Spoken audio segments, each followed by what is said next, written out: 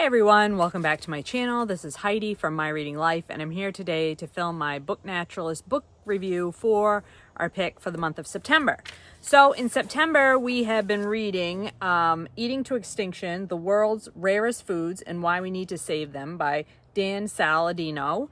And this is a nonfiction book about our food systems. So Dan Saladino is a food journalist. He was born in Great Britain, but his ancestry or he has a background with Italy, and he's always been very interested in food and food systems.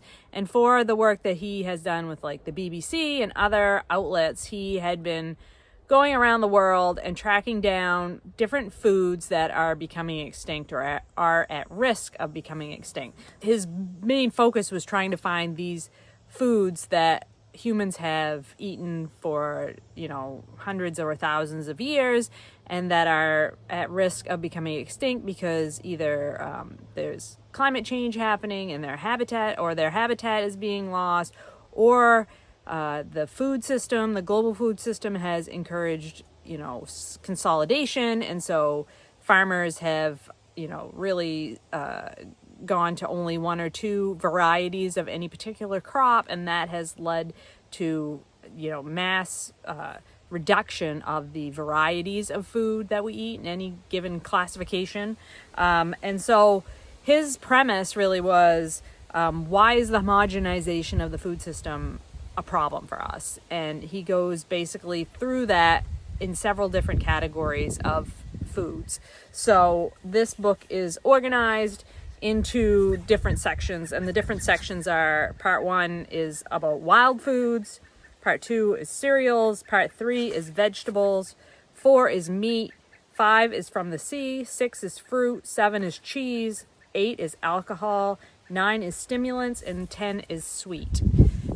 So it's very comprehensive, and each chapter is quite short, so you can really pick this up and put it down. I would not suggest trying to read it straight through, because what I found when I tried to read too much at one time is it sort of ran together, because for each type of food that he's talking about, he's going into the geographical area where it was first grown or produced or caught, and then talking about the history and the politics of that particular location and why this particular food type had become scarce, and then talking about some of the context around that, and then what's currently happening today with that food, or those people or those communities that used to depend on that food. And so if you read too many of them all at once, it sort of runs together. So I would definitely recommend, this is the type of book where you read a chapter or two, put it down, go off and do something else, and then come back to it. That's, I think, the best approach for this, because this is quite a chunky book. This one is the text itself is about 380 pages, and then you have all of the supporting materials, the documentation, the index, and all of that, or it is in the back, the bibliography. So definitely keep that in mind, but is very informative, super interesting, a lot of different types of food that I had never heard of before, so that was really interesting. I had read this earlier, obviously, since this year we're rereading our favorite books, but I didn't read it for the Book Naturalist Book Club previously. I read it for, it had been in the BookTube Prize a couple of years ago, and I read it for that purpose, and I very much enjoyed it both times that I've read it.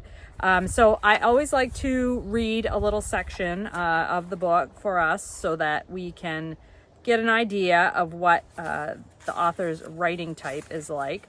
I'm going to read you the last paragraph of the introduction, and I need to put my glasses on because they have readers in them so that I can see. This book is definitely not a call to return to some kind of halcyon past, but it is a plea to consider what the past can teach us about how to inhabit the world now and in the future. Our current food system is contributing to the destruction of the planet. 1 million plant and animal species are now threatened with extinction. We clear swaths of forest to plant immense monocultures and then burn through millions of barrels of oil a day to make fertilizers to feed them. Out at sea, we have significantly altered 90% of the oceans. Marine wilderness is disappearing. And while we destroy biodiversity, we extract tremendous quantities of water from rivers and aquifers to irrigate green revolution crops in a loan that cannot be repaid. Our food is both the cause and a victim of all this harm.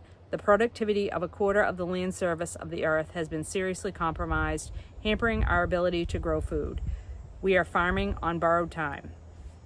I can't claim that the foods in this book will provide answers to all of these problems, but I believe they should be part of the solution.